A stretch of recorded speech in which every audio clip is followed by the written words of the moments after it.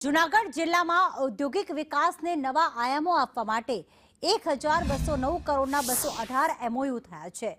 પૂર્વ district vibrant કાર્યક્રમ જૂનાગઢમાં યોજાયો હતો।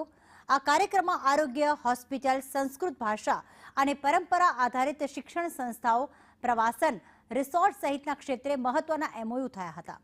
આ સમિટમાં એગ્રો અને ફૂડ પ્રોસેસ અને ડેરી ક્ષેત્રમાં અંદાજિત 281 કરોડના 102 જેટલા એમઓયુ થયા છે।